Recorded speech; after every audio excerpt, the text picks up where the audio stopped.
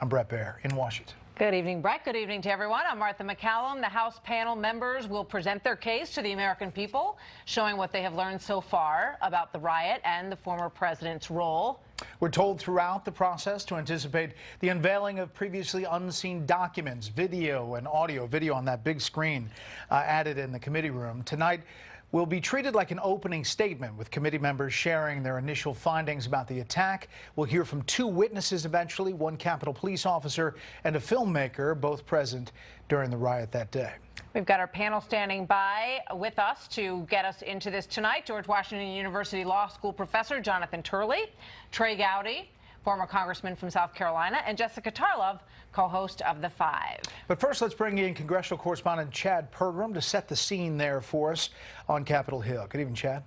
Good evening, Brett. The committee plans to show a nexus between the former president, his allies, and those who laid siege to the Capitol. And they want to know what the president did during the riot. Tonight, the committee will play clips from the depositions the committee took from Ivanka Trump and Jared Kushner. There will also be audio from Mark Short, the chief of staff for former Vice President Mike Pence. In his opening remarks, Committee Chairman Benny Thompson will tell the public, quote, "The conspiracy to thwart the will of the people is not over." Thompson will assert that January 6th put democracy at risk and that the world is watching. Brett, Martha? Chad Pergram, thank you very much. We're looking live here at the Cannon Caucus Room. This is rarely used, actually, for committee hearings. It's the biggest room available on Capitol Hill, and they have transformed it with this giant screen above the dais there that we saw in that other shot. There you go, to play these videos. And this has all been produced down to the minute.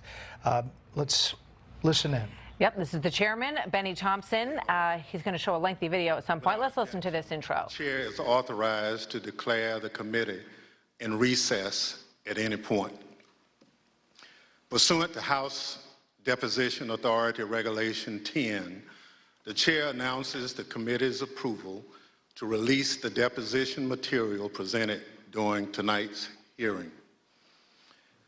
Thanks to everyone watching tonight for sharing part of your evening to learn the facts and causes of the events leading up to and including the violent attack on January 6, 2021. Our democracy, electoral system, and country. I'm Benny Thompson, chairman of the January 6, 2021 committee. I was born, raised, and still live in Bolton, Mississippi, a town with a population of 521, which is midway between Jackson and Vicksburg, Mississippi, and the Mississippi River. I'm from a part of the country where people justify the actions of slavery, the Ku Klux Klan, and lynching. I'm reminded of that dark history as I hear voices today try and justify the actions of the insurrectionists on January 6, 2021. Over the next few weeks, hopefully you will get to know the other members, my colleagues up here, and me. We represent a diversity of communities from all over the United States, rural areas and cities, East Coast, West Coast, and the Heartland. All of us have one thing in common. We swore the same oath. That same oath that all members of Congress take upon taking office and afterwards every 2 years if they are reelected. We swore an oath to defend the Constitution against all enemies, foreign and domestic. The words of the current oath taken by all of us that nearly every United States government employee takes have their roots in the Civil War.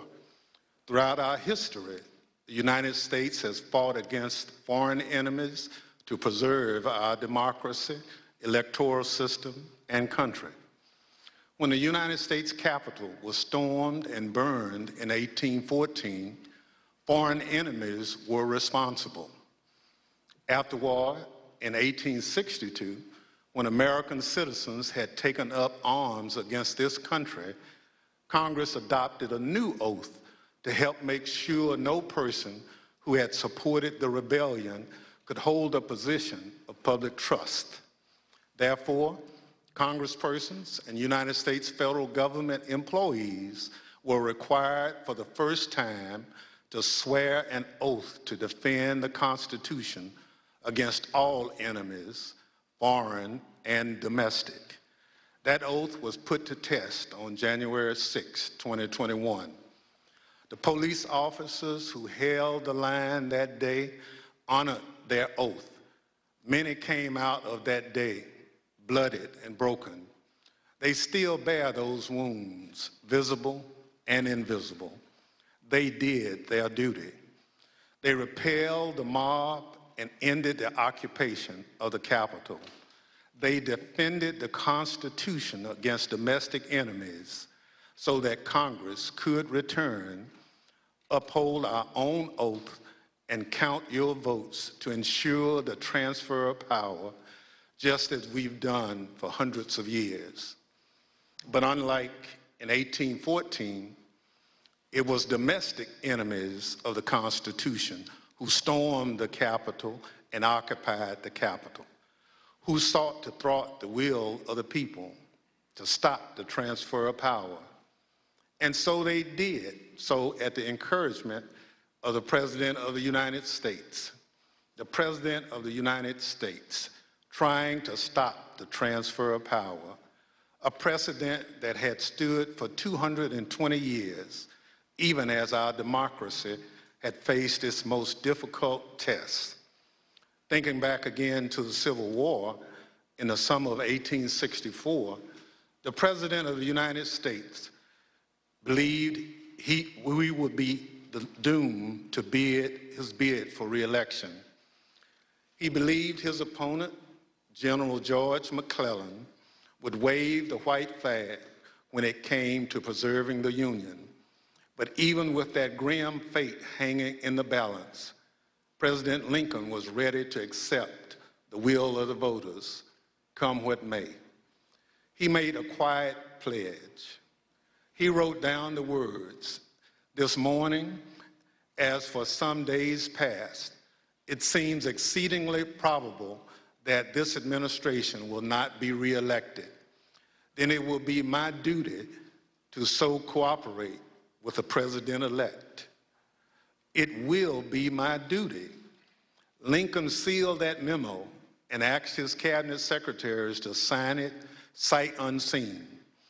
He asked them to make the same commitment he did, to accept defeat if indeed defeat was the will of the people, to uphold the rule of law, to do what every president who came before him did and what every president who followed him would do, until Donald Trump.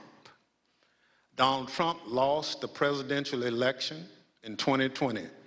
The American people voted him out of office. It was not because of a rigged system. It was not because of voter fraud. Don't believe me? Hear what his former Attorney General had to say about it. I warn those who watching that this contains strong language. No, just what I've been through. I had 3 discussions with the president that I can recall. One was on November 23rd, one was on December 1st, and one was on December 14th. And I've been through sort of the give and take of those discussions. And in that context, I made it clear I did not agree with the idea of saying the election was stolen and putting out this stuff, which I told the president was bullshit. And, you know, I didn't want to be a part of it, and that's one of the reasons that went into me deciding to leave when I did. I observed, I think it was on December 1st, that, you know, how can you can't live in a world where the incumbent administration stays in power based on its view, unsupported by specific evidence, that there was fraud in the election. Bill Barr, on Election Day 2020, he was the Attorney General of the United States, the top law enforcement official in the country, telling the president exactly what he thought about claims of a stolen election. Donald Trump had his days in court to challenge the results. He was within his rights to seek those judgments. In the United States, law-abiding citizens have those tools for pursuing justice. He lost in the courts, just as he did at the ballot box. And in this country, that's the end of the line. But for Donald Trump, that was only the beginning of what became a sprawling, multi-step conspiracy aimed at overturning the presidential election, aimed at throwing out the votes of millions of Americans, your votes, your voice in our democracy, and replacing the will of the American people with his will to remain in power after his term ended. Donald Trump was at the center of this conspiracy, and ultimately, Donald Trump, the President of the United States, spurred a mob of domestic enemies of the Constitution to march down the Capitol and subvert American democracy.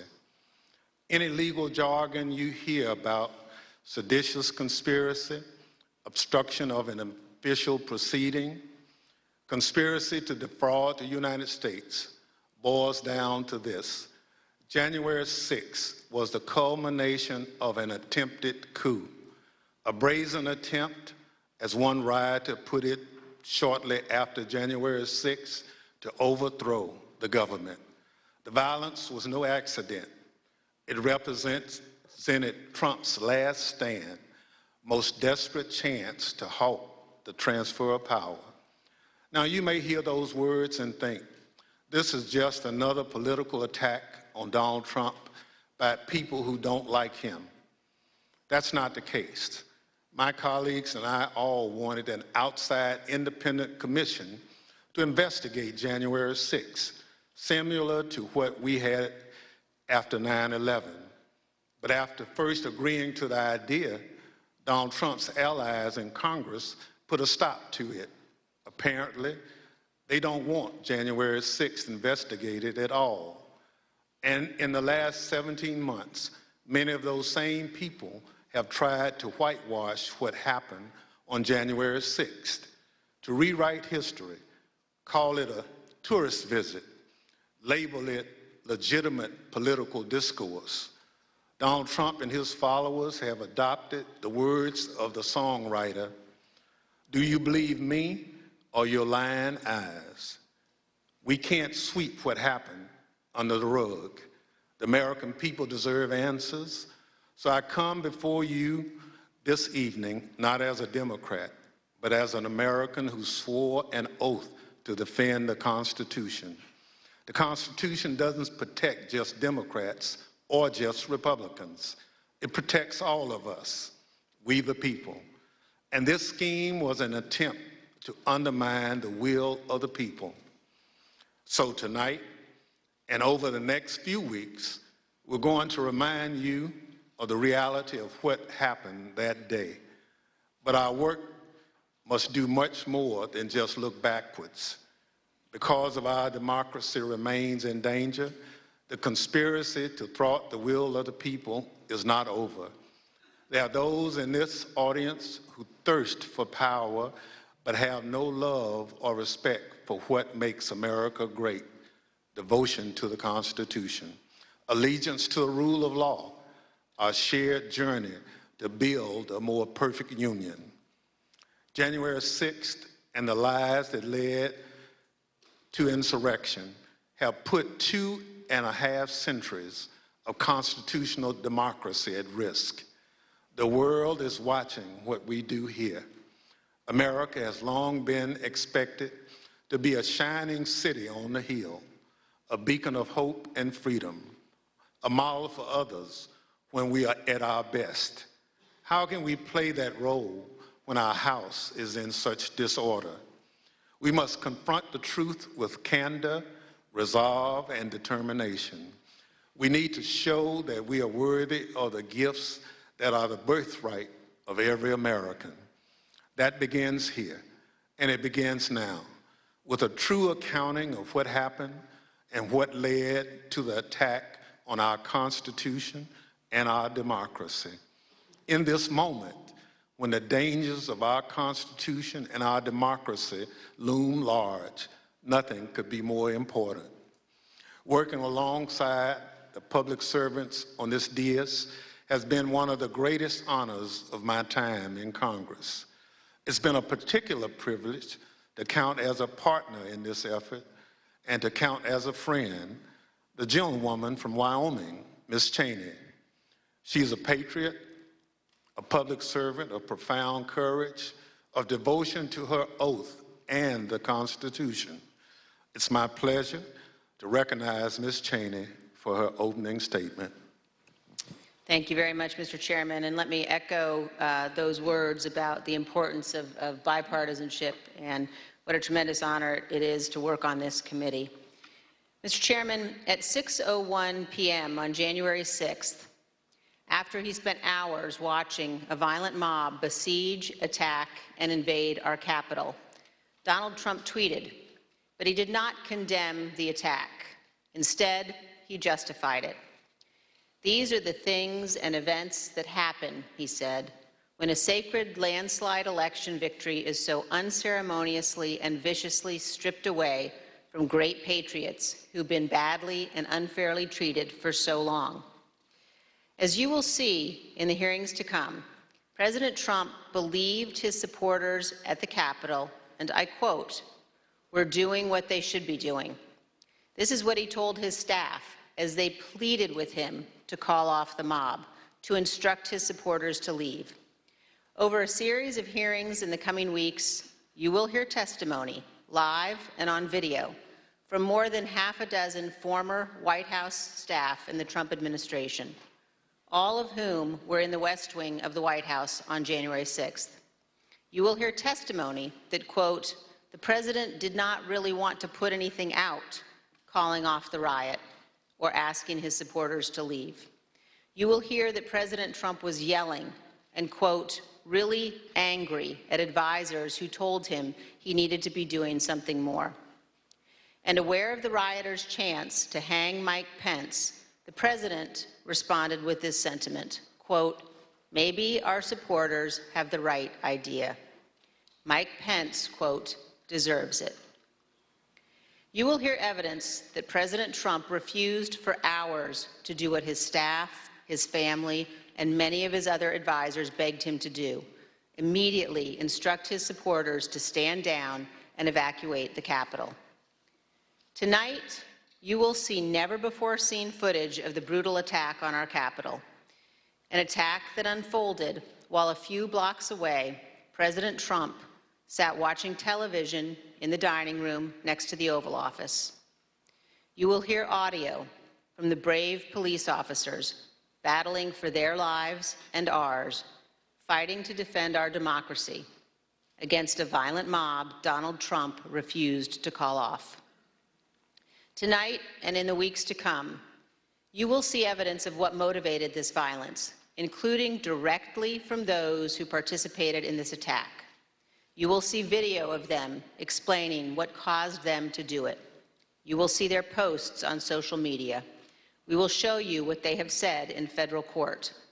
On this point, there is no room for debate. Those who invaded our Capitol and battled law enforcement for hours were motivated by what President Trump had told them, that the election was stolen and that he was the rightful president. President Trump summoned the mob, assembled the mob, and lit the flame of this attack. You will also hear about plots to commit seditious conspiracy on January 6th, a crime defined in our laws as conspiring to overthrow, put down, or destroy by force the government of the United States, or to oppose by force the authority thereof. Multiple members of two groups, the Oath Keepers and the Proud Boys, have been charged with this crime for their involvement in the events leading up to and on January 6th. Some have pled guilty. The attack on our Capitol was not a spontaneous riot.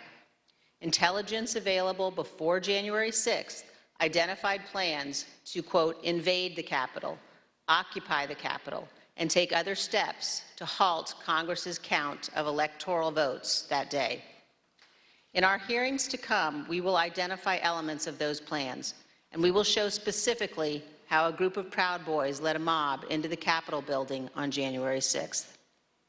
Tonight, I am going to describe for you some of what our committee has learned and highlight initial findings you will see this month in our hearings. As you hear this, all Americans should keep in mind this fact. On the morning of January 6th, President Donald Trump's intention was to remain President of the United States, despite the lawful outcome of the 2020 election and in violation of his constitutional obligation to relinquish power. Over multiple months, Donald Trump oversaw and coordinated a sophisticated 7-part plan to overturn the presidential election and prevent the transfer of presidential power. In our hearings, you will see evidence of each element of this plan. In our second hearing, you will see that Donald Trump and his advisors knew that he had in fact lost the election. But despite this, President Trump engaged in a massive effort to spread false and fraudulent information to convince huge portions of the U.S. population that fraud had stolen the election from him. This was not true. Jason Miller was a senior Trump campaign spokesman. In this clip, Miller describes a call between the Trump campaign's internal data expert and President Trump a few days after the 2020 election. I was in the Oval Office, and at some point in the conversation, Matt Oskowski, who is the lead data person, was brought on, and I remember he delivered to the president pretty blunt terms that he was going to lose. And that was based, Mr. Miller, on Matt and the data team's assessment of the sort of county by county, state by state results as reported? Correct. Alex Cannon was one of President Trump's campaign lawyers. He previously worked for the Trump Organization. One of his responsibilities was to assess allegations of election fraud in November 2020. Here is one sample of his testimony discussing what he told White House Chief of Staff Mark Meadows. I remember a call with Mr. Meadows, where Mr. Meadows was asking me what I was finding and if I was finding anything. And I remember sharing with him that we weren't finding anything that would be sufficient to change the results in any of the key states.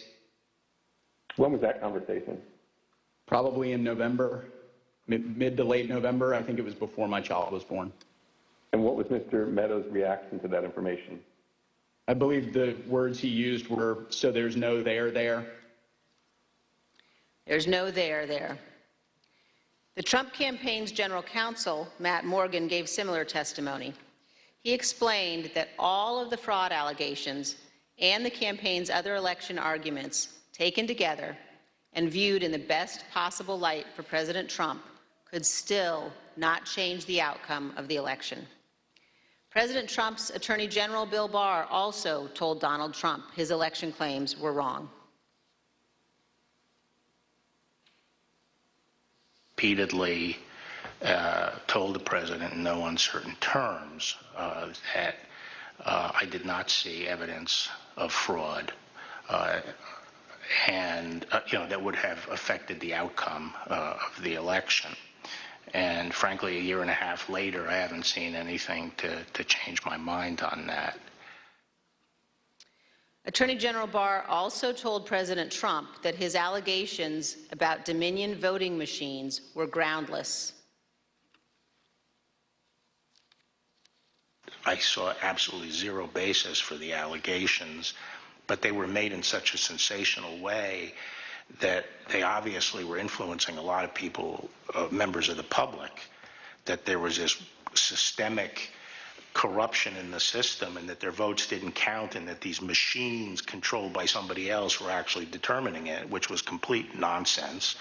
and it was being laid out there. And I told them that it was crazy stuff, and they were wasting their time on that, and it was doing a grave disservice to the country. But President Trump persisted, repeating the false Dominion allegations in public at least a dozen more times, even after his Attorney General told him they were, quote, complete nonsense. And after Barr's resignation on December 23rd, the acting Attorney General who replaced him, Jeff Rosen, and the acting deputy, Richard Donahue, told President Trump over and over again that the evidence did not support allegations he was making in public. Many of President Trump's White House staff also recognized that the evidence did not support the claims President Trump was making. This is the president's daughter commenting on Bill Barr's statement that the department found no fraud sufficient to overturn the election. How did that affect your perspective about the election when Attorney General Barr made that statement? It affected my perspective. I respect Attorney General Barr. So I accepted what he was saying. As you will hear on Monday, the president had every right to litigate his campaign claims, but he ultimately lost more than 60 cases in state and federal courts. The president's claims in the election cases were so frivolous and unsupported that the president's lead lawyer, Rudy Giuliani, not only lost the lawsuits, his license to practice law was suspended. Here's what the court said of Mr. Giuliani. Giuliani communicated demonstrably false and misleading statements to courts, lawmakers, and the public at large in his capacity as lawyer for former President Donald J. Trump and the Trump campaign in connection with Trump's failed effort at re-election in 2020. As you will see in great detail in our hearings, President Trump ignored the rulings of our nation's courts. He ignored his own campaign leadership, his White House staff, many Republican state officials. He ignored the Department of Justice and the Department of Homeland Security. President Trump invested millions of dollars of campaign funds purposely spreading false information, running ads he knew were false, and convincing millions of Americans that the election was corrupt and that he was the true president. As you will see, this misinformation campaign provoked the violence on January 6th. In our third hearing, you will see that President Trump corruptly planned to replace the Attorney General of the United States so the U.S. Justice Department would spread his false stolen election claims. In the days before January 6th, President Trump told his top Justice Department officials, quote, "Just say the election was corrupt and leave the rest to me and the Republican congressman." Senior Justice Department officials, men he had appointed, told him they could not do that because it was not true. So President Trump decided to replace them. He offered Jeff Clark, an environmental lawyer at the Justice Department, the job of acting Attorney General. President Trump wanted Mr. Clark to take a number of steps, including sending this letter to Georgia and 5 other states, saying the U.S. Department of Justice had, quote, identified significant concerns that may have impacted the outcome of the election. This letter is a lie. The Department of Justice had, in fact, repeatedly told President Trump exactly the opposite, that they had investigated his stolen election allegations and found no credible fraud that could impact the outcome of the election. This letter and others like it would have urged multiple states to withdraw their official and lawful electoral votes for Biden. Acting Deputy Attorney General Richard Donahue described Jeff Clark's letter this way, quote, "This would be a grave step for the department to take and could have tremendous constitutional, political, and social ramifications for this country." The committee agrees with Mr. Donahue's assessment. Had Clark assumed the role of Attorney General in the days before January 6th and issued these letters, the ramifications could indeed have been grave. Mr. Donahue also said this about Clark's plan. And I recall toward the end saying, what you're proposing is nothing less than the United States Justice Department meddling in the outcome of a presidential election. In our hearings, you will hear firsthand how the senior leadership of the Department of Justice threatened to resign, how the White House counsel threatened to resign, and how they confronted Donald Trump and Jeff Clark in the Oval Office. The men involved, including Acting Attorney General Jeff Rosen and Acting Deputy Attorney General Richard Donahue, were appointed by President Trump. These men honored their oaths of office, they did their duty, and you will hear from them in our hearings. By contrast, Jeff Clark has invoked his Fifth Amendment privilege against self-incrimination and refused to testify. Representative Scott Perry, who is also involved in trying to get Clark appointed as Attorney General, has refused to testify here. As you will see, Representative Perry contacted the White House in the weeks after January 6th to seek a presidential pardon. Multiple other Republican congressmen also sought presidential pardons for their roles in attempting to overturn the 2020 election. In our fourth hearing, we will focus on President Trump's efforts to pressure Vice President Mike Pence to refuse to count electoral votes on January 6th. Vice President Pence has spoken publicly about this. President Trump is wrong. I had no right to overturn the election. The presidency belongs to the American people and the American people alone. And frankly, there is no idea more un-American than the notion that any one person could choose the American president. What President Trump demanded that Mike Pence do wasn't just wrong, it was illegal and it was unconstitutional. You will hear this in great detail from the Vice President's former general counsel.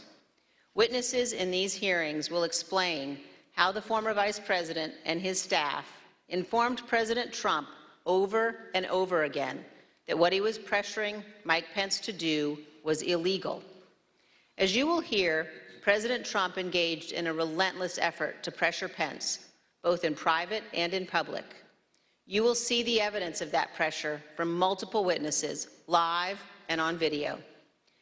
Vice President Pence demonstrated his loyalty to Donald Trump consistently over 4 years, but he knew that he had a higher duty to the United States Constitution. This is testimony from the Vice President's Chief of Staff. So I think the Vice President was proud of his 4 years of service, and he felt like much had been accomplished in those 4 years. And I think he was proud to have stood beside the President for all that had been done. But I think he ultimately knew that his fidelity to the Constitution was his first and foremost oath. And that's what he articulated publicly, and I think that that's what he felt. His fidelity to the Constitution was more important than his fidelity to President Trump and his desire. The oath he took. Yep. Yes. You'll also hear about a lawyer named John Eastman. Mr. Eastman was deeply involved in President Trump's plans. You'll hear from former Fourth Circuit federal judge Michael Ludig, a highly respected leading conservative judge.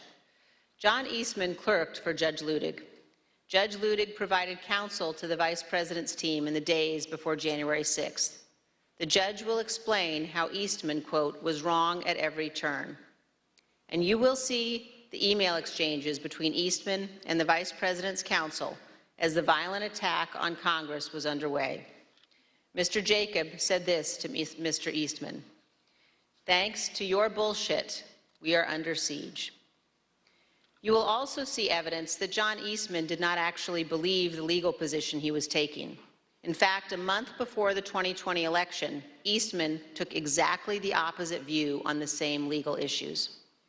In the course of the Select Committee's work to obtain information from Mr. Eastman, we have had occasion to present evidence to a federal judge. The judge evaluated the facts, and he reached the conclusion that President Trump's efforts to pressure Vice President Pence to act illegally by refusing to count electoral votes likely violated 2 federal criminal statutes. And the judge also said this: if Dr. Eastman and President Trump's plan had worked, it would have permanently ended the peaceful transition of power, undermining American democracy and the Constitution. If the country does not commit to investigating and pursuing accountability for those responsible, the court fears January 6th will repeat itself. Every American should read what this federal judge has written. The same judge, Judge Carter, issued another decision on Tuesday night, just this week, indicating that John Eastman and other Trump lawyers knew that their legal arguments had no real chance of success in court, but they relied on those arguments anyway to try to, quote, overturn a Democratic election. And you will hear that while Congress was under attack on January 6th and the hours following the violence, the Trump legal team in the Willard Hotel War Room continued to work to halt the count of electoral votes. In our fifth hearing, you will see evidence that President Trump corruptly pressured state legislators and election officials to change election results. You will hear additional details about President Trump's call to Georgia officials, urging them to, quote, find 11,780 votes, votes that did not exist, and his efforts to get states to rescind certified electoral slates without factual basis and contrary to law. You will hear new details about the Trump campaign and other Trump associates' efforts to instruct Republican officials in multiple states to create intentionally false electoral slates and transmit those slates to Congress, to the Vice President, and the National Archives, falsely certifying that Trump won states he actually lost. In our final two June hearings, you will hear how President Trump summoned a violent mob and directed them illegally to march on the United States Capitol. While the violence was underway, President Trump failed to take immediate action to stop the violence and instruct his supporters to leave the Capitol. As we present these initial findings, keep 2 points in mind. First, our investigation is still ongoing, so what we make public here will not be the complete set of information we will ultimately disclose. And second, the Department of Justice is currently working with cooperating witnesses and has disclosed to date only some of the information it has identified from encrypted communications and other sources. On December 18, 2020, a group including General Michael Flynn, Sidney Powell, Rudy Giuliani, and others visited the White House. They stayed late into the evening.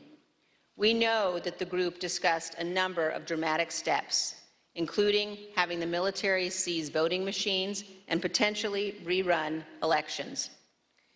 You will also hear that President Trump met with that group alone for a period of time before White House lawyers and other staff discovered the group was there and rushed to intervene. A little more than an hour after Ms. Powell, Mr. Giuliani, General Flynn, and the others finally left the White House, President Trump sent the tweet on the screen now, telling people to come to Washington on January 6th. Be there, he instructed them. Will be wild. As you will see, this was a pivotal moment. This tweet initiated a chain of events. The tweet led to the planning for what occurred on January 6th, including by the Proud Boys, who ultimately led the invasion of the Capitol and the violence on that day. The indictment of a group of Proud Boys alleges that they planned, quote, to oppose by force the authority of the government of the United States. And according to the Department of Justice, on January 6, 2021, the defendants directed, mobilized, and led members of the crowd onto the Capitol grounds and into the Capitol, leading to the dismantling of metal barricades, the destruction of property, the breaching of the Capitol building, and the assaults on law enforcement. Although certain former Trump officials have argued that they did not anticipate violence on January 6th, the evidence suggests otherwise. As you will see in our hearings, the White House was receiving specific reports in the days leading up to January 6th, including during President Trump's Ellipse rally, indicating that elements in the crowd were preparing for violence at the Capitol. And on the evening of January 5th, the president's close advisor, Steve Bannon, said this on his podcast. All hell is going to break loose tomorrow. Just understand this. All hell is going to break loose tomorrow. As part of our investigation, we will present information about what the White House and other intelligence agencies knew and why the Capitol was not better prepared.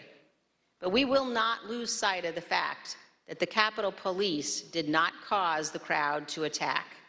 And we will not blame the violence that day, violence provoked by Donald Trump, on the officers who bravely defended all of us. In our final hearing, you will hear a moment-by-moment account of the hours-long attack from more than half a dozen White House staff, both live in the hearing room and via videotaped testimony. There's no doubt that President Trump was well aware of the violence as it developed. White House staff urged President Trump to intervene and call off the mob. Here is a document written while the attack was underway by a member of the White House staff advising what the president needed to say. Quote, anyone who entered the Capitol without proper authority should leave immediately. This is exactly what his supporters on Capitol Hill and nationwide were urging the president to do. He would not. You will hear that leaders on Capitol Hill begged the president for help, including Republican leader McCarthy, who was, quote, scared, and called multiple members of President Trump's family after he could not persuade the president himself. Not only did President Trump refuse to tell the mob to leave the Capitol, he placed no call to any element of the United States government to instruct that the Capitol be defended. He did not call his Secretary of Defense on January 6th. He did not talk to his Attorney General. He did not talk to the Department of Homeland Security. President Trump gave no order to deploy the National Guard that day, and he made no effort to work with the Department of Justice to coordinate and deploy law enforcement assets. But Vice President Pence did each of those things. For example, here is what General Milley, the chairman of the Joint Chiefs of Staff, testified to this committee. There were 2 or 3 calls with Vice President Pence. He was very animated, and he issued very explicit, very direct, unambiguous orders. There was no question about that. And I can get you the exact quotes, I guess, from some of our records somewhere, but he was very animated, very direct, very firm, and to Secretary Miller. Get the military down here, get the Guard down here, put down this situation, etc. By contrast, here is General Milley's description of his conversation with President Trump's Chief of Staff, Mark Meadows, on January 6th. He said, we have to kill the narrative that the Vice President is making all the decisions. We need to establish the narrative that, that the President is still in charge and that things are steady or stable or what's that thing. I immediately interpret that as politics, politics, politics. Red flag for me personally, no action, but I remember it distinctly. And you will hear from witnesses how the day played out inside the White House, how multiple White House staff resigned in disgust, and how President Trump would not ask his supporters to leave the Capitol. It was only after multiple hours of violence that President Trump finally released a video instructing the riotous mob to leave. And as he did so, he said to them, quote, "We love you, and you're very special." You will also hear that in the immediate aftermath of January 6th, members of the President's family, White House staff, and others tried to step in to stabilize the situation, quote, to land the plane before the presidential transition on January 20th. You will hear about members of the Trump cabinet discussing the possibility of invoking the 25th Amendment and replacing the President of the United States. Multiple members of President Trump's own cabinet resigned immediately after January 6th. One member of the cabinet suggested that the remaining cabinet officers needed to take a more active role in running the White House and the administration. But most emblematic of those days is this exchange of texts between Sean Hannity and former President Trump's press secretary, Kayleigh McEnany. Sean Hannity wrote, in part, Key now, no more crazy people, no more stolen election talk. Yes, impeachment and 25th Amendment are real. Many people will quit. Ms. McEnany responded in part, love that. That's the playbook. The White House staff knew that President Trump was willing to entertain and use conspiracy theories to achieve his ends. They knew the president needed to be cut off from all of those who had encouraged him. They knew that President Donald Trump was too dangerous to be left alone, at least until he left office on January 20th. These are important facts for Congress and the American people to understand fully. When a president fails to take the steps necessary to preserve our union, or worse, causes a constitutional crisis, we're at a moment of maximum danger for our republic. Some in the White House took responsible steps to try to prevent January 6th. Others egged the president on. Others, who could have acted, refused to do so. In this case, the White House counsel was so concerned about potentially lawless activity that he threatened to resign multiple times. That is exceedingly rare and exceedingly serious. It requires immediate attention, especially when the entire team threatens to resign. However, in the Trump White House, it was not exceedingly rare, and it was not treated seriously. This is a clip of Jared Kushner addressing multiple threats by White House counsel Pat Cipollone and his team of lawyers to resign in the weeks before January 6th. Jared, are you aware of instances where Pat Cipollone threatened to resign? I kind of, like I said, my interest at that time was on trying to get as many pardons done. And I know that, he was always, him and the team were always saying, oh, we're going to resign. We're not going to be here if this happens, if that happens. So I kind of took it up to just be whining, to be honest with you. Whining. There's a reason why people serving in our government take an oath to the Constitution. As our founding fathers recognized, democracy is fragile. People in positions of public trust are duty-bound to defend it, to step forward when action is required. In our country, we don't swear an oath to an individual or a political party. We take our oath to defend the United States Constitution, and that oath must mean something. Tonight, I say this to my Republican colleagues who are defending the indefensible. There will come a day when Donald Trump is gone, but your dishonor will remain. Finally, I ask all of our fellow Americans, as you watch our hearings over the coming weeks, please remember what's at stake. Remember the men and women who have fought and died so that we can live under the rule of law, not the rule of men. I ask you to think of the scene in our Capitol Rotunda on the night of January 6th. There, in a sacred space in our constitutional republic, the place where our presidents lie in state, watched over by statues of Washington and Jefferson, Lincoln and Grant, Eisenhower, Ford, and Reagan. Against every wall that night encircling the room, there were SWAT teams, men and women in tactical gear with long guns, deployed inside our Capitol building.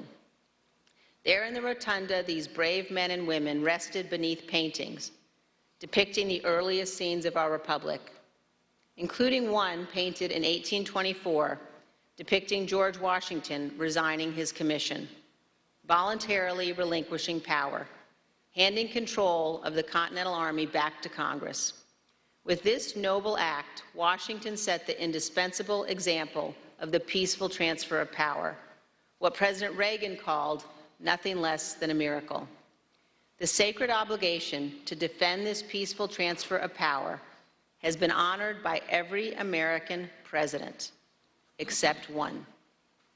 As Americans, we all have a duty to ensure that what happened on January 6th never happens again, to set aside partisan battles, to stand together to perpetuate and preserve our great republic.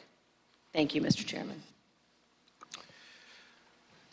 As we provide answers to American people about January 6th, it's important that we remember exactly what took place. that this was no tourist visit to the Capitol. Most of the footage we are about to play has never been seen. The Select Committee obtained it as a part of our investigation. This isn't easy to watch. I want to warn everyone that this video includes violence and strong language. Without objection, I include in the record a video presentation of the violence of January 6th. Proud of your boy! Proud of your boy! Proud of your boy! Yeah, just for awareness, be advised, there's probably about 300 Proud Boys. They're marching eastbound in this 400 block of kind of Independence, actually on the mall towards the United States Capitol. I am not allowed to say what's going to happen today because everyone's just going to have to watch for themselves. But it's going to happen. Something's going to happen. Whose streets? Our streets! Whose streets? Our streets! Whose streets? Our streets!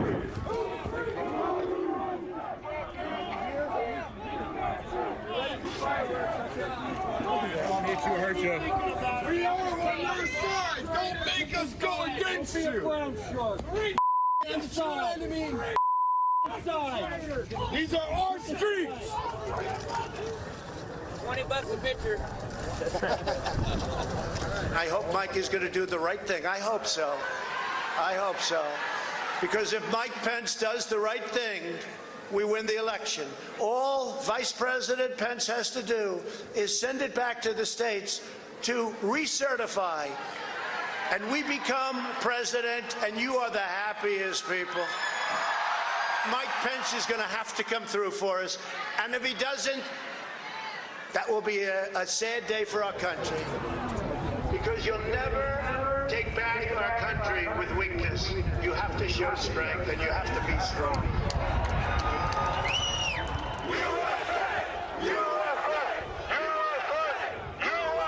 Cruiser 50, it does look like we're going to have an ad hoc march stepping off here. There's a crowd surge heading east. We love Trump! We love Trump! We love Trump! We love Trump! We love Trump! We love Trump! We love Trump! Mike Pence, I hope you're going to stand up for the good of our Constitution and for the good of our country. And if you're not, I'm going to be very disappointed in you. I will tell you right now.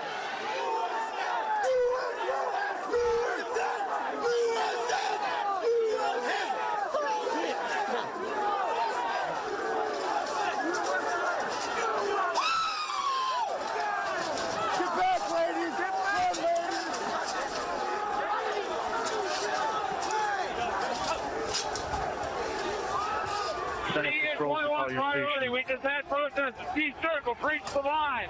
We need backup.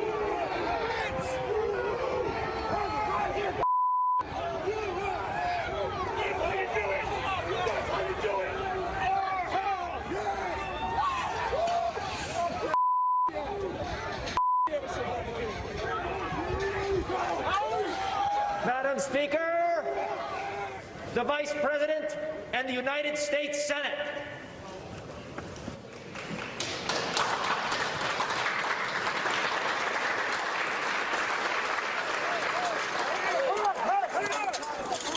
We're going to give riot warnings as soon as the outlet is here. We're going to give riot warnings. We're going to try and get compliance, but this is now effectively a riot. 49 hours declaring it a riot. Cruiser 5 to 50, be advised, Capitol Police 1 advised they're trying to breach and get into the Capitol. 50, I copy.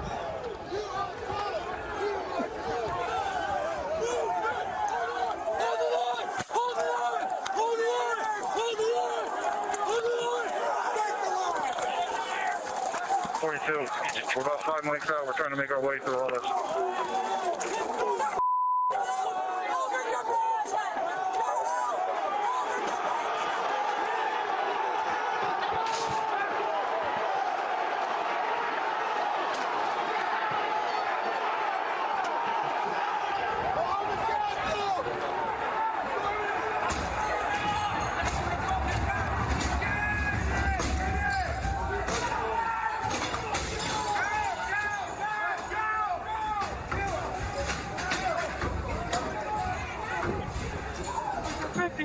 Breach of the Capitol! Breach of the Capitol to the upper level! Jack, be advised they're requesting additional resources on the east side as they've broken into that window and they're trying to kick it in.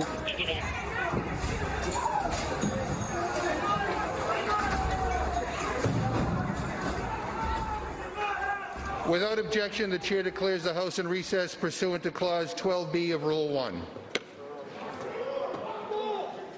Mike Pence didn't have the courage to do what should have been done to protect our country and our Constitution, giving states a chance to certify a corrected set of facts, not the fraudulent or inaccurate ones which they were asked to previously certify. U.S. demands the truth.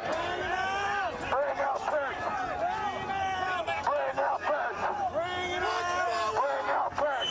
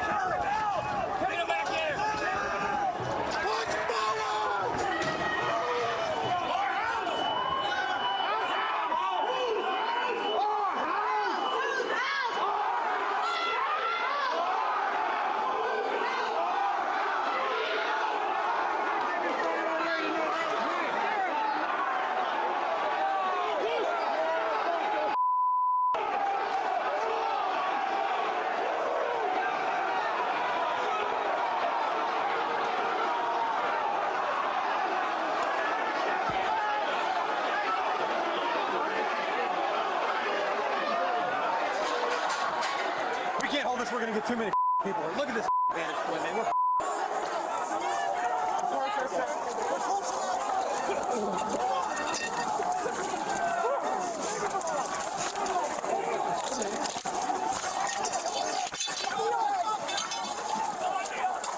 We need an area for these housing members. They're all walking over now through the tunnels.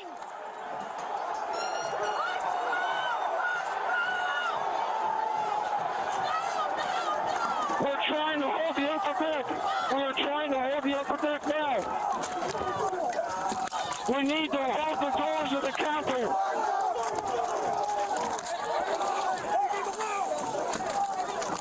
I need court support.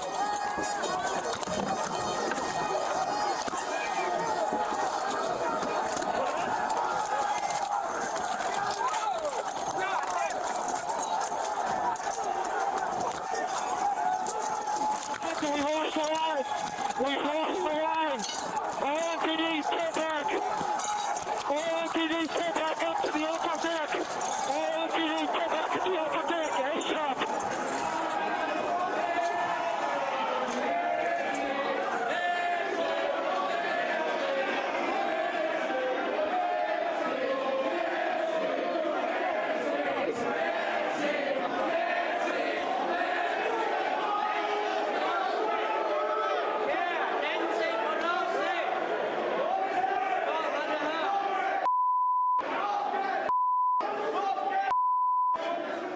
Cruiser 50, be advised that Capitol Police is going to start moving their resources inside. They're going to start the M4 officers first.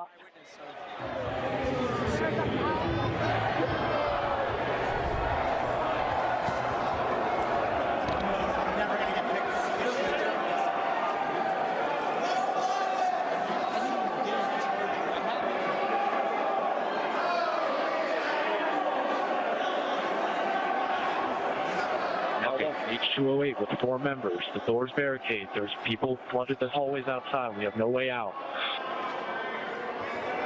Evac officers still remaining on the house floor, on the third floor, to use the subways themselves. It's time to evacuate so we can secure the members on the other side. Copy.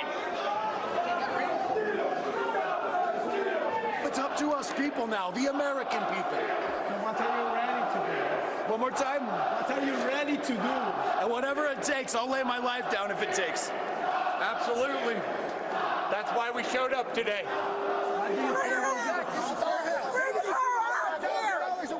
Hey, boys, I'm coming in if you don't bring her out. Back up. You son of a bitch. up, I'm back now.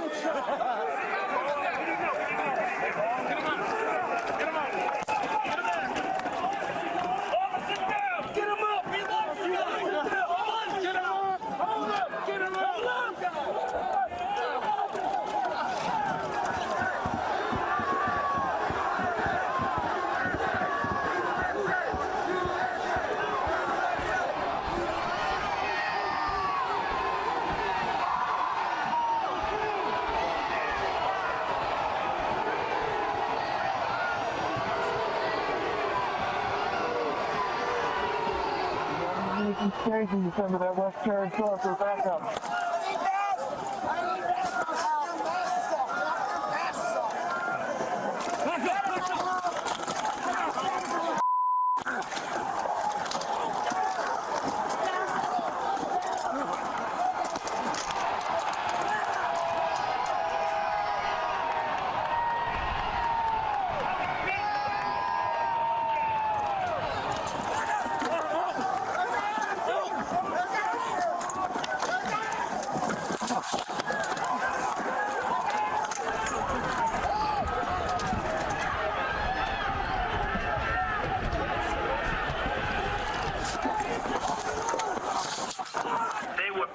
People. These were great people. The crowd was unbelievable, and I mentioned the word love. The love in the air. I've never seen anything like it.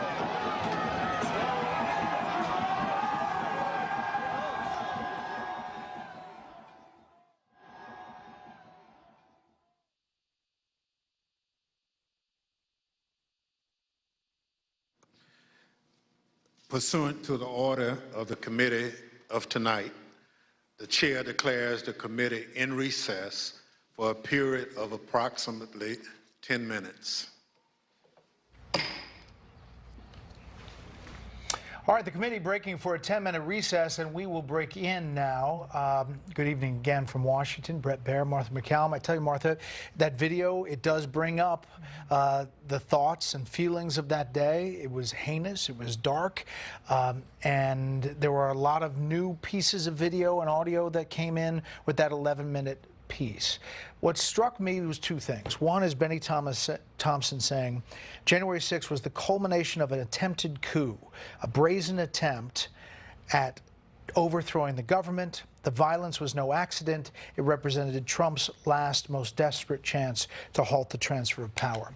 Everything was focused on former President Trump, laying it out in this narrative as it was. We should point out that committee hearings aren't like this. This isn't usually how it works. There aren't usually teleprompters. There aren't sound bites that lawmakers toss to. This is a made-for-television event to lay out this narrative that they will do over several committee hearings.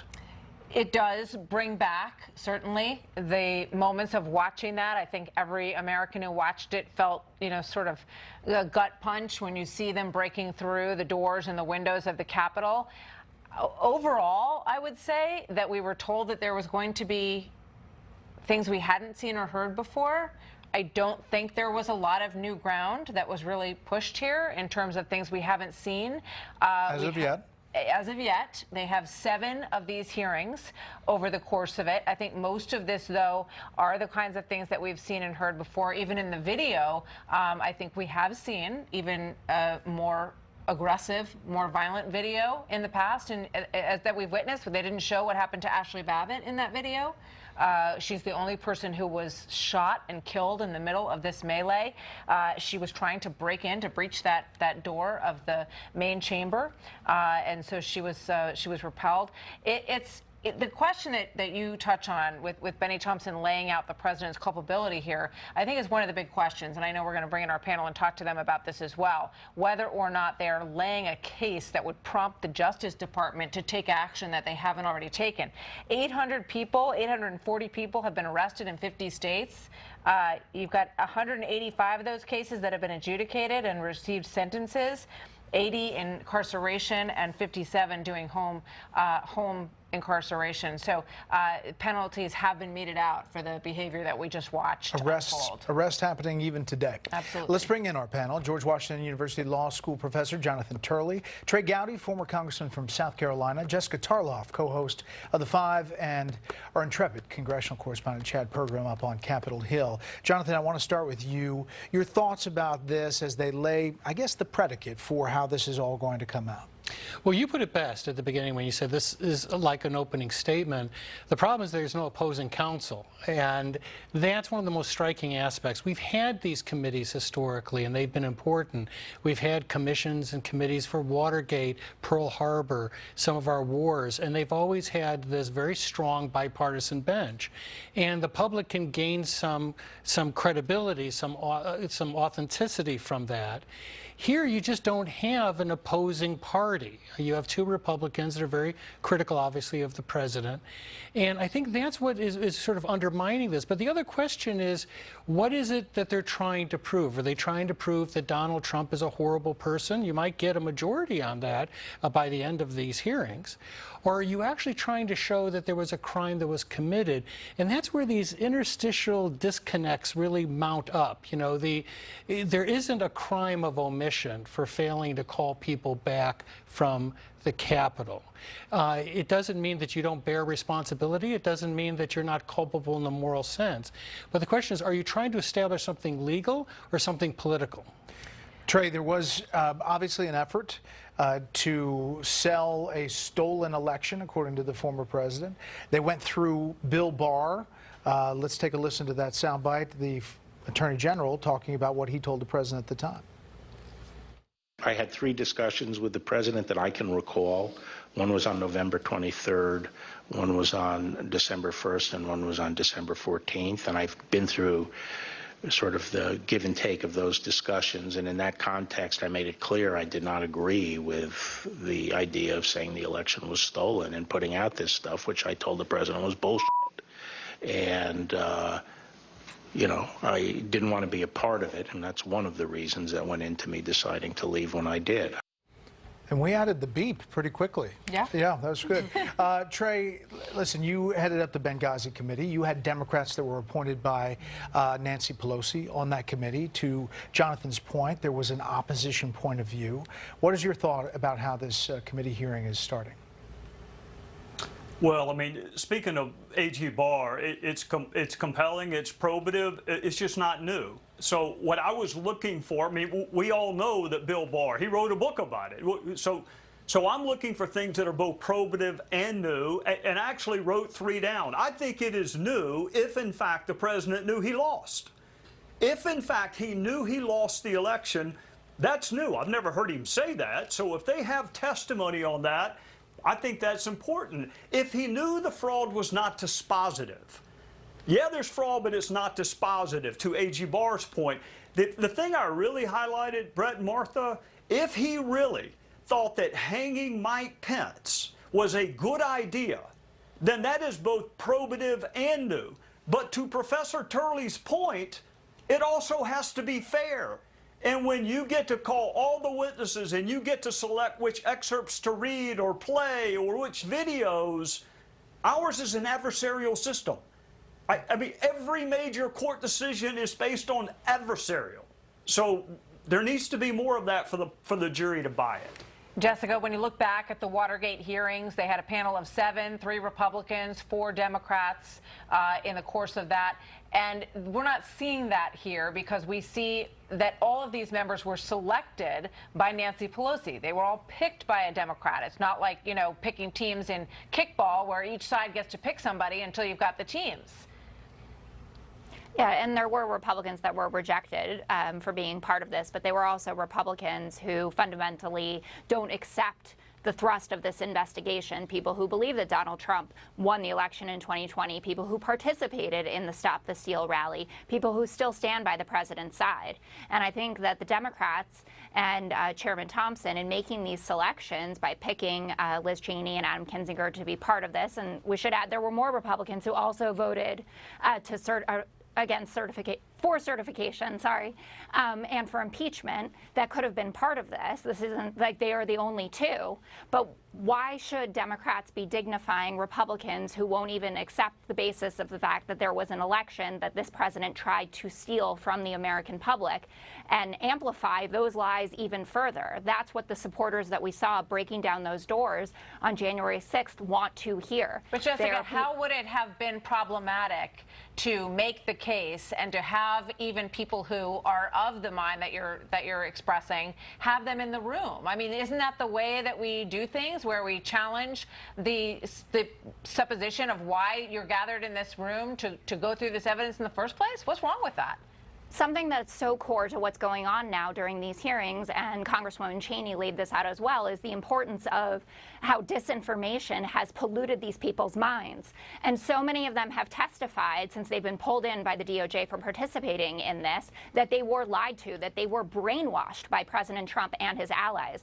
And I don't actually see the point in amplifying further those lies that have caused so much damage, that have put us to a place that we have never seen before. And the unprecedented nature of what happened on January 6th and the previous 2 months, where Donald Trump, as Trey pointed out, knew that he had lost the election because his most trusted advisors, like Bill Barr and his own daughter, I did think that was powerful, seeing Ivanka's face up there, had told him that he lost the election, and he continued to lie to the American people. So why continue to amplify that? The soundbite from Ivanka was less than stellar. I mean, let's play the soundbite. Let's play it. How did that affect your perspective about the election when Attorney General Barr made that statement? It affected my perspective. I respect Attorney General Barr. So I accepted what he was saying. Okay. I mean, I don't know. It didn't thrill me when I heard that. And listen, there's hours of testimony there. Quickly, Jonathan, what's most striking to me is someone tells the New York Times this is about reframing the midterm elections. Right. Other people say it's about preventing former President Trump from running again. That's really where we are. Well, the problem is I think the Democrats have fulfilled that narrative. They went out and got an ABC figure to essentially produce this. It's all the buildup has been, you even had a promise from Schiff that you're going to see things you've never seen before. It felt like the run up to Top Gun, you know, and the problem is they now have to fulfill that. All right, we're going to head back in. Let's listen now to the witness testimony. Here's Chairman Benny Thompson.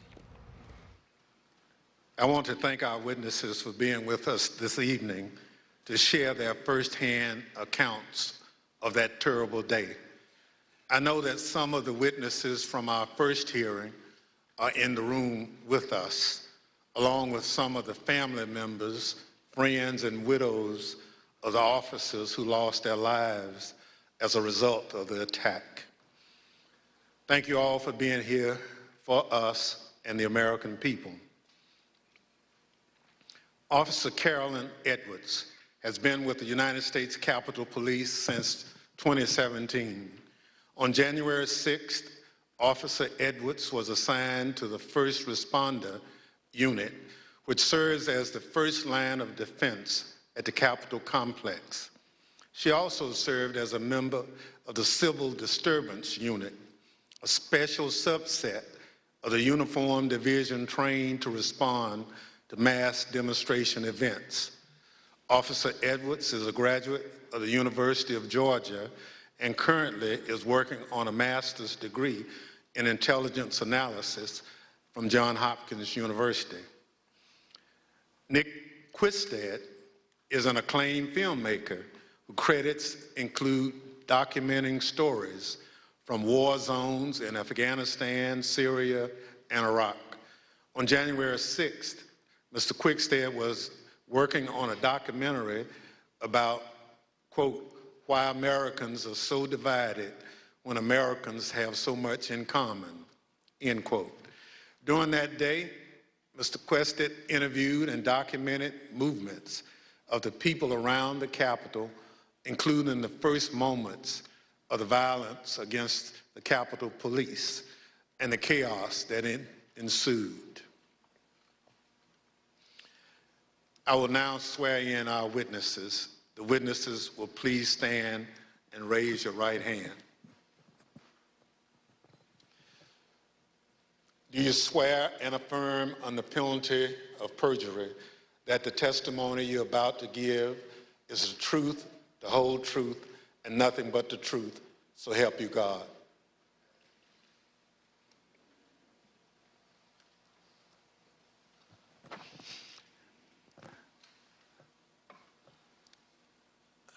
Let the record reflect the witnesses answered in the affirmative. Without objection, the witness's statement will be included in the record. Pursuant to Section 5C8 of House Resolution 503, I recognize myself for questioning.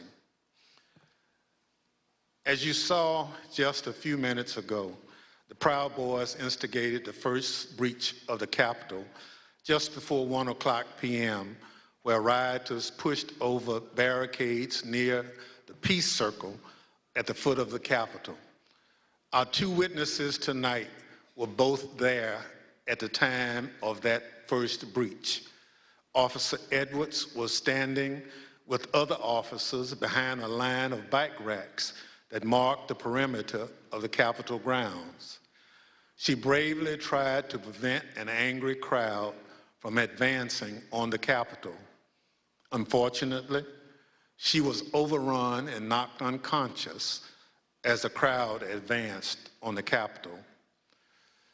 Mr. Quickstead was a few yards away from Officer Edwards, taking footage of the Proud Boys as part of his work on a documentary film. Most of his footage has never been shown publicly before we shared it this evening. Officer Edwards, I'd like to start by asking if you could tell us why you believe it's important for you to share your story this evening with the committee and the American public. Please, your microphone. Well, thank you, Mr. Chairman. I really appreciate it, and thank you to the committee for having me here to testify. I was called a lot of things on January 6, 2021 and the days thereafter. I was called Nancy Pelosi's dog, called incompetent, called a hero, and a villain. I was called a traitor to my country, my oath, and my Constitution. In actuality, I was none of those things. I was an American, standing face to face with other Americans, asking myself how many times, many times, how we had gotten here. I had been called names before, but never had my patriotism or duty been called into question.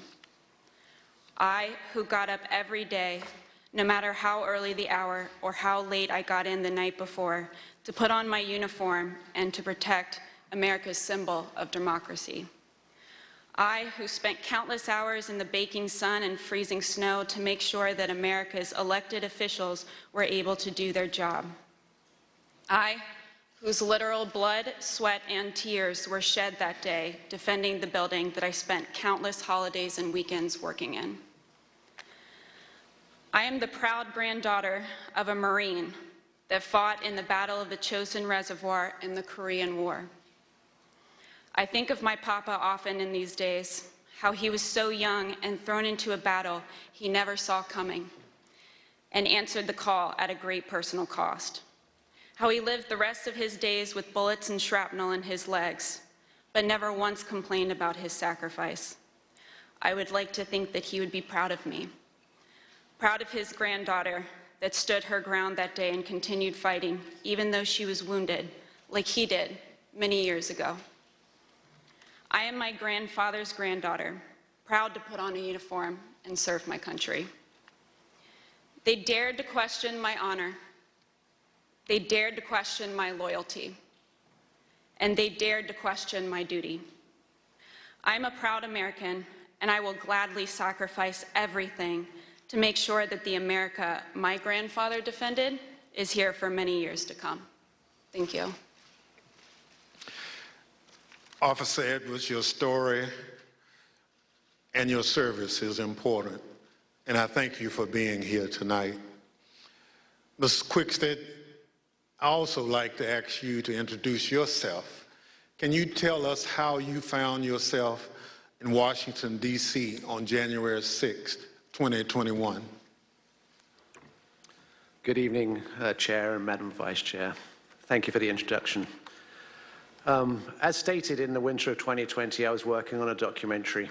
As part of that documentary, I filmed several rallies in Washington, D.C. on December the 11th and December the 12th. And I learned there would be a rally on the Mall on January 6th. So my 3 colleagues and I came down to document the rally. According to the permit of the event, there was going to be a rally at the Ellipse. We arrived at the Mall and observed a large contingent of Proud Boys marching towards the Capitol. We filmed them, and almost immediately I was separated from my colleagues. I documented the crowd turn from protesters to rioters to insurrectionists. I was surprised at the size of the group, the anger and the profanity. And for anyone who didn't understand how violent that event was, I saw it, I documented it, and I experienced it. I heard incredibly aggressive chanting, and I subsequently shared that footage with the authorities. I'm here today pursuant to a House subpoena. Thank you so much. Thank you, Mr. Quested. The Select Committee has conducted extensive investigative work to understand what led the Proud Boys and other rioters to the Capitol on January 6th. We've obtained substantial evidence showing that the President's December 19th tweet calling his followers to Washington, D.C. on January 6th energized individuals from the Proud Boys and other extremist groups. I'd like to play a brief video highlighting some of this evidence. My name is Marcus Childress, and I'm an investigative counsel for the Select Committee to investigate the January 6th attack on the United States Capitol. What do you want to call them? Give me a name. Give me a white name. Supremacists and white supremacists and right Proud Boys. Stand back and stand by. After he made this comment, Enrique Terrio, then chairman of the Proud Boys, said on Parler, "Standing by, sir."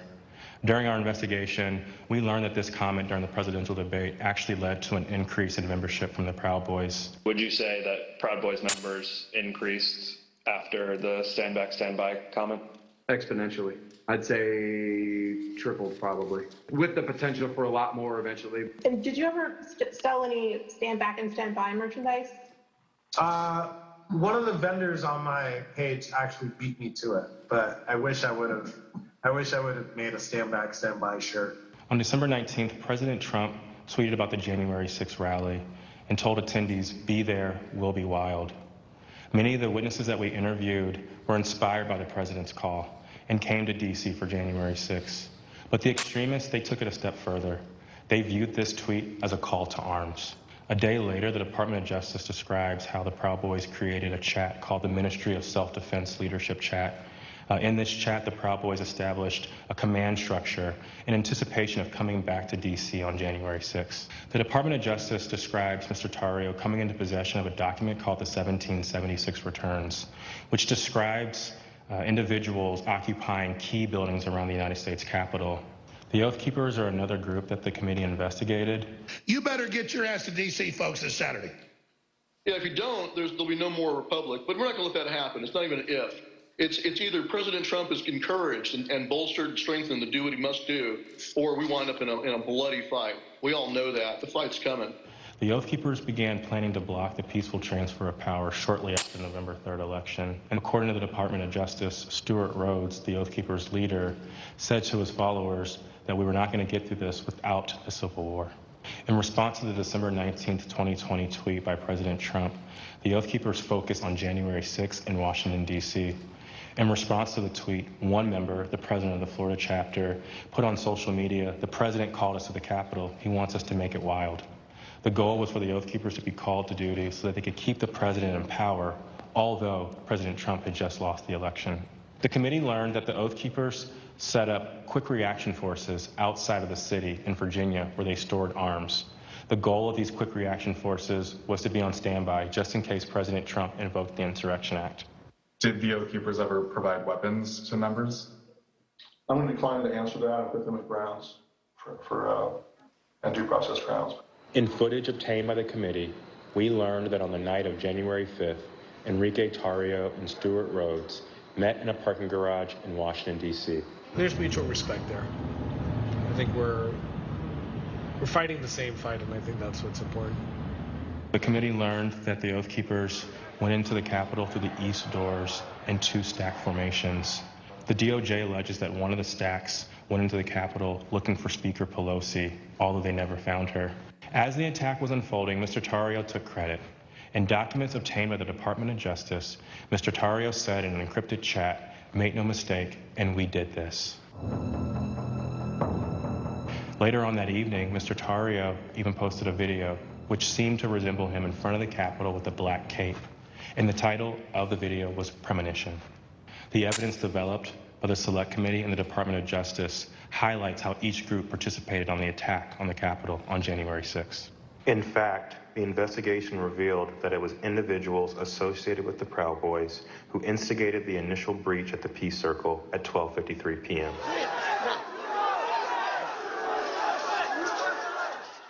Within 10 minutes, rioters had already filled the Lower West Plaza. By 2 o'clock, rioters had reached the doors on the West and the East Plazas. And by 2:13, rioters had actually broken through the Senate wing door and gotten into the Capitol building. A series of breaches followed. At 2:25 p.m., rioters breached the east side doors to the Rotunda.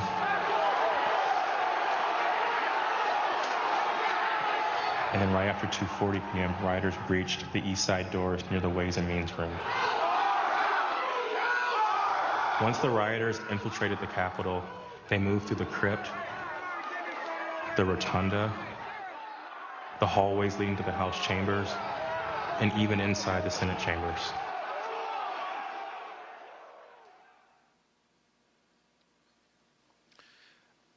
Individuals associated with 2 violent extremist groups have been charged with seditious conspiracy in connection with the January 6th attack.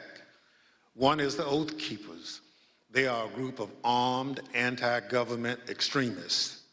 The other group is the Proud Boys. They promote white supremacist beliefs and have engaged in violence with people they view as their political enemies. Members of both groups have already pled guilty to crimes associated with the January 6th attack. Mr. Quested, as part of the documentary you've been filming, you gained access to the Proud Boys and their leader, Enrique Tarrio.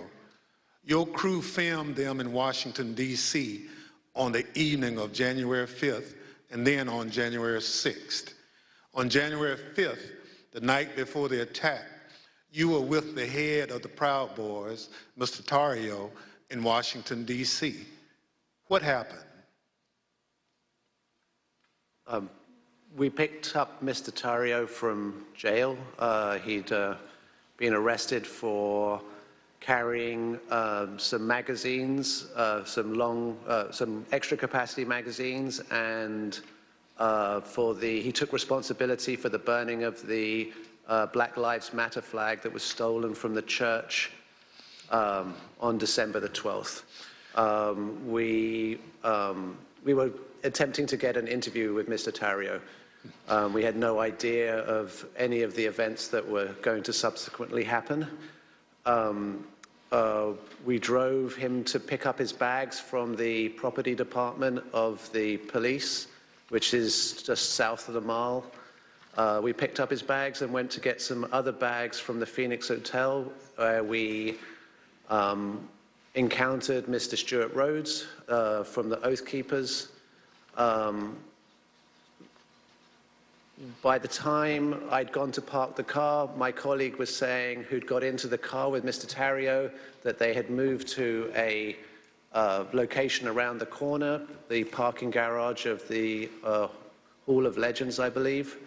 And so we quickly drove over there. We drove down into the parking garage and filmed the scene of Mr. Tarrio and Mr. Rhodes and certain other individuals in that garage.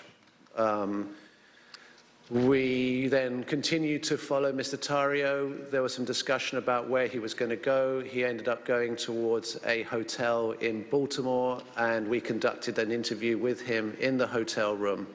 And then we returned to DC for that night. And what was interesting that night, actually, was that was the first indication that DC was much more busy than it had been any other time we'd been here, because we couldn't get into the hotels we wanted to, and we ended up at a hotel that, you know, was not as satisfactory as we would have hoped. Thank you. So what you're saying is you filmed the meeting between Mr. Tarrio and Oath Keepers leader Stuart Rhodes, right? Indeed. You couldn't hear what was said, but according to the Justice Department indictment of Mr. Tarrio, a participant referenced the Capitol. Now, on the morning of January 6th, you learned the Proud Boys would gather near the rally scheduled to take place near the White House. What time did you meet up with the Proud Boys, and what was happening when they met? We met up with the Proud Boys somewhere around 10:30 a.m. and they were starting to walk down the mall easterly direction towards the Capitol. There was a large contingent, more than I had expected, and I was confused to a certain extent why we were walking away from the president's speech, because that's what I felt we were there to cover. So at 10:30 a.m., that's early in the day. That's even before President Trump had started speaking. Am I correct? Yes, sir. So how many Proud Boys would you estimate were marching together to the Capitol? A couple of hundred. Potentially, yeah, I'd say a couple of hundred Proud Boys were marching towards the Capitol at that point. At the time, was the area heavily guarded? No, that was, I remember we walked we walked down the mall, we walked to the right of the reflecting pool, and then north along the road that leads to the Peace Circle. And as we were walking past the Peace Circle, I framed the Proud Boys to the right of my shot with the Capitol behind, and we see one sole police officer at the barriers, which subsequently breached. We then walk up and past a tactical unit preparing, and you see that in the film where the man questions their duty and their honor, and you see maybe a dozen Capitol Police putting on their riot gear. So how would you describe the atmosphere at that time? The atmosphere was, it seemed to be much darker. I make efforts to create a familiarity between myself and my subjects to, you know, make them feel comfortable. And the atmosphere was much darker at this day than had been in these other days. And there was also a contingent of Proud Boys that I hadn't met before from Arizona who appeared to wear these orange hats and had orange armbands. So when the Proud Boys went back down the hill to the Peace Circle, did a larger crowd start together? Well, no. First of all, we went round to the back and down the steps, and we took some photographs on the east side of the Capitol, and then we went for lunch. We went for tacos. So, Mr. Questa, you're a journalist, so you're careful to stick to things that you have observed. But what you've told us is highly relevant. Let me highlight a few key facts that you and others have provided the committee. First, there was a large group of Proud Boys present at the Capitol. We know that from multiple sources. You now estimate that there were around 250 to 300 individuals that you've testified. They weren't there for President Trump's speech. We know this because they left that area to march toward the Capitol before the speech began. They walked around the Capitol that morning. I'm concerned this allowed them to see what defenses were in place and where weaknesses might be. And they decided to launch their attack at the Peace Circle, which is the front door of the Capitol complex. It's the first security perimeter that those marching from the ellipse would have to come to as they moved toward the Capitol. The Peace Circle walkway was always where the thousands of angry Trump supporters would arrive after President Trump sent them from the ellipse. The Proud Boys timed their attack to the moments before the start of the joint session in the Capitol, which is also where President Trump directed the angry mob, quote, "We fight like hell," end quote. He told them before sending them down Pennsylvania Avenue, right to where the Proud Boys gathered and where you were filming. Now, a central question is whether the attack on the Capitol was coordinated and planned. What you witnessed is what a coordinated and planned effort would look like. It was the culmination of a months-long effort spearheaded by President Trump. Mr. Quested, thank you for your eyewitness account of the lead up to the breach of the Peace Circle. This brings us to a point in time where you and Officer Edwards were in close proximity. At this point, I reserve the balance of my time pursuant to 5C, Section 8 of House Resolution 503. The chair recognizes the gentlewoman from Wyoming, Ms. Cheney, for questioning. Thank you very much, Mr. Chairman. Officer Edwards, I want to start by thanking you for your service and thank you for your courage. Thank you for being here this evening. I know that it's not easy to relive what happened for you and for the officers behind you and for the family members of officers in the audience this evening. But it's really important for the country to have a full accounting and understand what happened. I want to start, Officer Edwards, with a short clip that shows the horrible moment when you were injured as the Peace Circle was breached.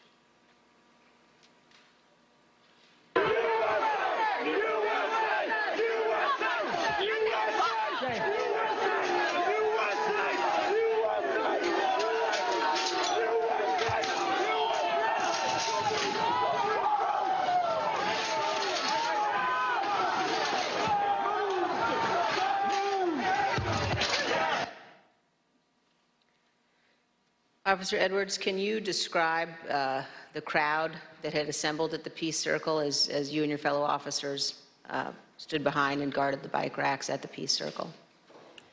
Yes, so there were about, I want to say about 5 of us on that line. And there was our bike rack, and then at the bottom of the Pennsylvania Avenue walkway, or right by Peace Circle, there was another bike rack. And so the crowd had kind of gathered there. It was the crowd led by Joseph Biggs, and they were mostly in civilian clothes. There were some who had military fatigues on. We could see people with bulletproof vests on, things like that. They didn't seem, extremely cohesive, but they had gathered there in their outfits, but they had gathered there together, and Joseph Biggs started, he had a megaphone, and he started talking about, first it was things kind of relating to Congress, and then the tables started turning once the, what is now the Arizona group is what you said, the crowd with orange hats, they came up chanting F-U-C-K, Antifa, and they joined that group. And once they joined that group, Joseph Biggs rhetoric turned to the Capitol Police. He started asking us questions like, you didn't miss a paycheck during the pandemic. Mentioning stuff about our pay scale was mentioned. And, started turning the tables on us. And I've worked, I can, conservatively say probably hundreds of civil disturbance events. I know when I'm being turned into a villain, and that's when I turned to my sergeant and I stated the understatement of the century. I said, Sarge, I think we're going to need a few more people down here. And so after that, I think they started conferring. They went a little silent. They started conferring among each other. I saw the person now identified as Ryan Samsel. He put his arm around Joseph Biggs, and they were talking, and then they started approaching the first barricade. They ripped the first barricade down, and they approached our bike racks. At that time, we started holding on, grabbing the bike racks. There weren't many of us, so I grabbed the middle between two different bike racks. And, I wasn't under any pretense that I could hold it for very long, but I just wanted to, make sure that we could get more people down and get our CDU units time to answer the call. So we started grappling over the bike racks. I felt the bike rack come on top of my head, and I was pushed backwards, and my foot caught the stair behind me, and my chin hit the handrail, and then at that point I had blacked out, but the back of my head clipped the concrete stairs behind me. And you were knocked unconscious, is that right, Officer Edwards? Yes, ma'am. But then when you regained consciousness, even with the injuries, you returned to duty, is that right? Yes, ma'am. At that time, adrenaline kicked in.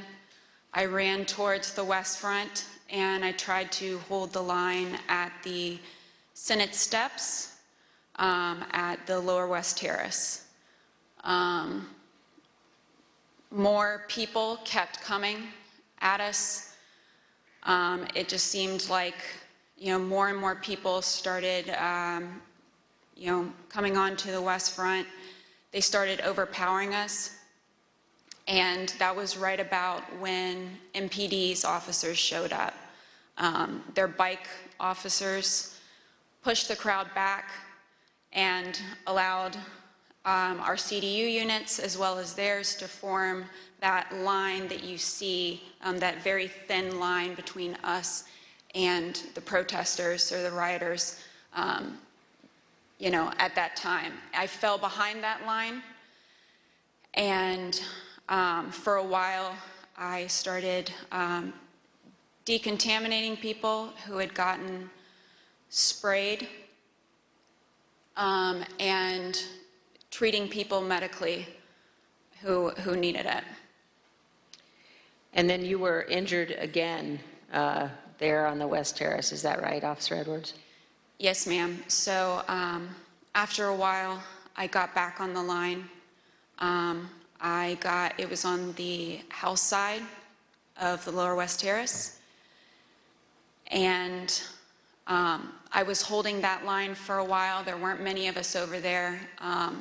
And Officer Sicknick was behind me for most of the time, for about 30 to 45 minutes that I was down there.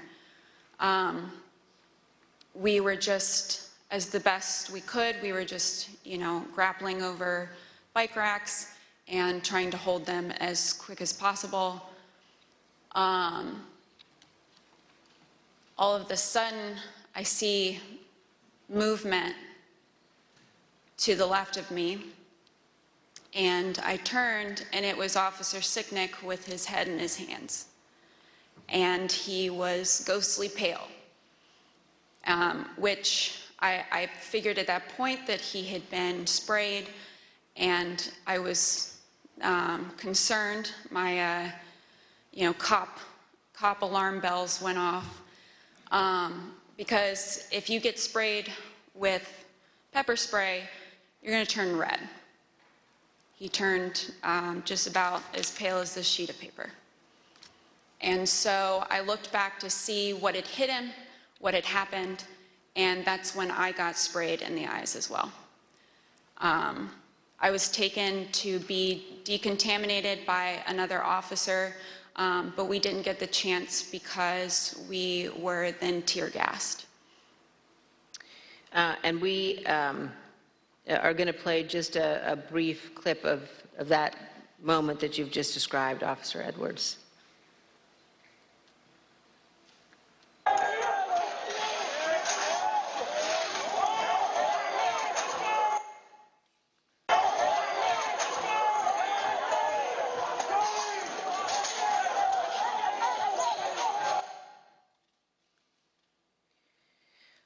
Officer Edwards, I just want to thank you for being here. And I know, again, how difficult it is. I know the family of Officer Sicknick as well, who's here tonight.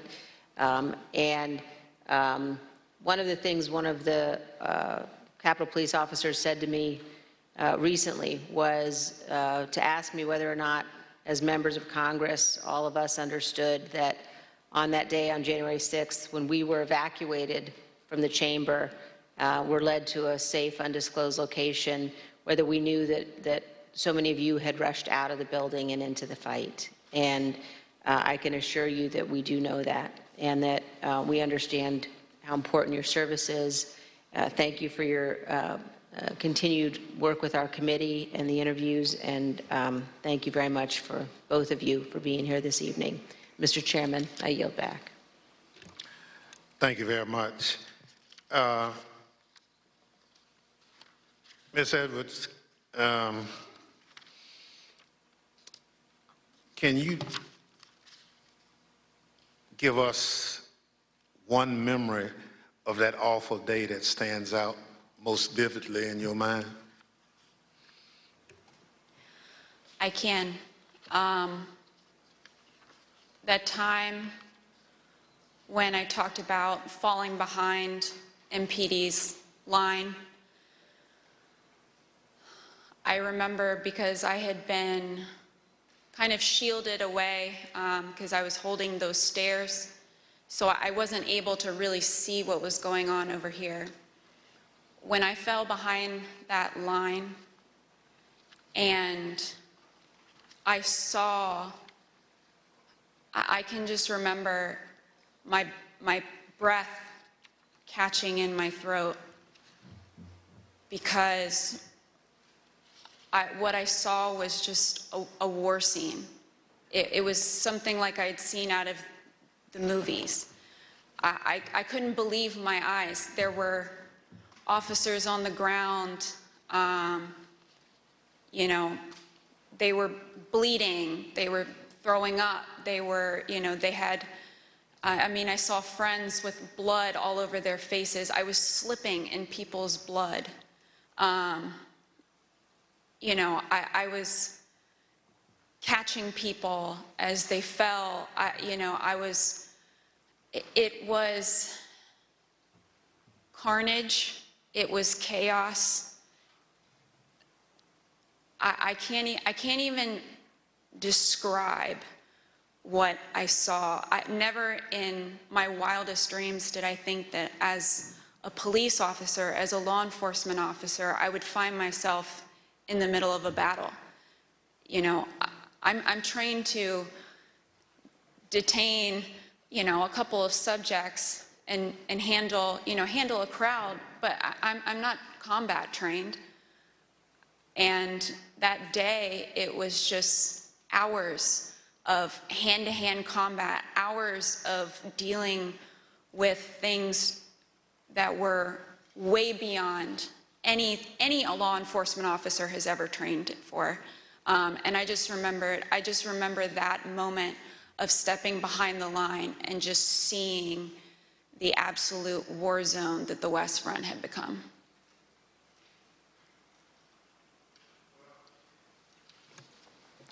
Let me thank you for your service and obviously your bravery that you have told the world about tonight. It's unfortunate that you had to defend the Capitol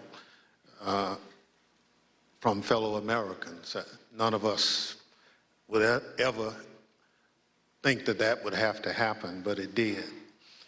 So let me thank our witnesses for joining us tonight and sharing their experiences with America. Throughout my chairmanship of this committee, I've continuously vowed that this committee will ensure a comprehensive account of the heroic acts on January 6th, and that we will follow the facts wherever they lead. Your testimony is an essential part of that record and helps us do our job. Mr. Quested, thank you for sharing your footage and your account of the day's events with us. The images you recorded and have shared with the committee do a better job than any of our words in reinforcing the violence of January 6th. We hope that the power of your footage help encourage all Americans to consider how citizens with so much in common could viciously brawl at the seat of their democratic government.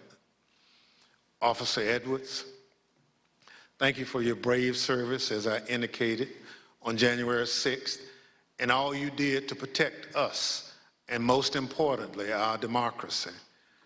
If you and your fellow officers hadn't held the line against those violent insurrectionists, we can only imagine the disaster that would have ensued. Your heroism in the face of danger is admirable, and your will to continue to protect and serve despite your serious injuries should be an inspiration to all of us.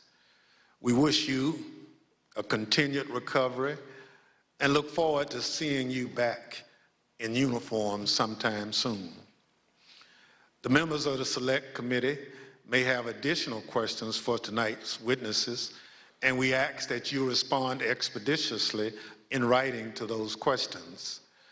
Without objections, members will be permitted 10 business days to submit statements for the record, including opening remarks and additional questions for the witnesses. The witnesses have just told us what they heard the rioters saying while they stormed the Capitol on that day. Now we're going to hear it from the rioters themselves. Without objection, I include in the record a video presentation.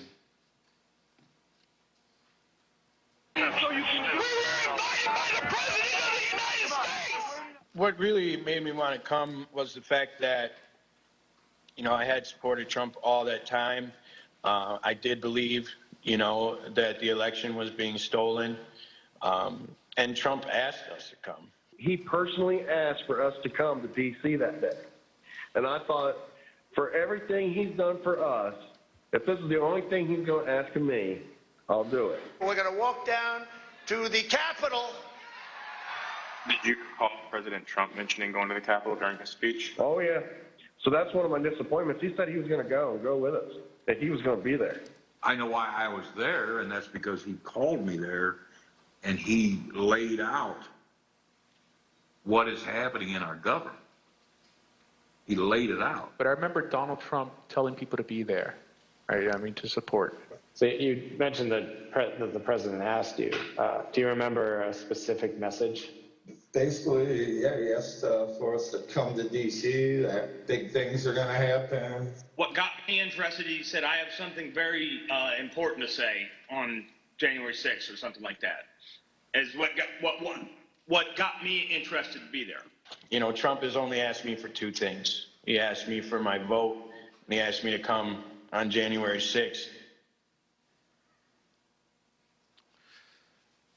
When the committee reconvenes next week, We're going to examine the lies that convinced those men and others to storm the Capitol, to try to stop the transfer of power. We're going to take a close look at the first part of Trump's attack on the rule of law, when he hit the fuse that ultimately resulted in the violence of January 6th. Without objection, and with that, the committee stands adjourned.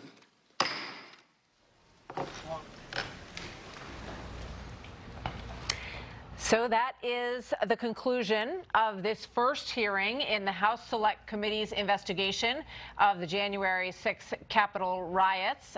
We heard from one of the Capitol Police. We watched a horrific video of how she was attacked and pushed over and injured during the course of that, and a filmmaker who was following the Proud Boys around, and he explained what he witnessed when he was with them as well. So, you know, this is just the beginning of all of this, but, you know, I'll say it again. I feel like at this point we have not seen a lot that is new, earth-shattering, very different from what we've heard before. Some of the video, some of the audio hadn't been out there before. Some of the testimony different than we've heard before. Obviously bringing back the images and the horrible events of that day. But where this goes from here and where this committee goes, we'll see. Let's bring back our panel. George Washington University Law Professor Jonathan Turley, Trey Gowdy, former Congressman of South Carolina, Jessica Tarloff, co-host of The Five. Now joining us, former Mike Pence Chief of Staff, Mark Short. Mark, it's good to have you here. We heard your soundbite in that testimony as they laid that out. You were with Mike Pence, the Vice President, that day. I just have a couple questions. One, did he ever hear the hang Mike Pence comments? I think during the outdoor noise, we were always kept inside, and Secret Service ushered the Vice President down to the secure location, you know, when I think the protests were at their loudest and once they'd actually breached the Capitol. I don't recall hearing them. I've not asked him specifically if he recalls hearing them during that time. I think it was probably days later that we actually heard it when we were watching videotape. So when you watched all of this, obviously they had one clip in where, you know, the Vice President's evacuated from the Senate chamber at like 2:13. Right. Then President Trump tweets out at 2:24 that Mike Pence didn't have the courage to do what should have been done. And in this video clip, somebody outside is on a bullhorn reading that tweet to everybody outside. Was this new to you, what you saw? You know, I think that there's some pieces that are new. I think that during that time, Brett, even we were in our secure location, we had our cell phones, so we were able to watch some of it.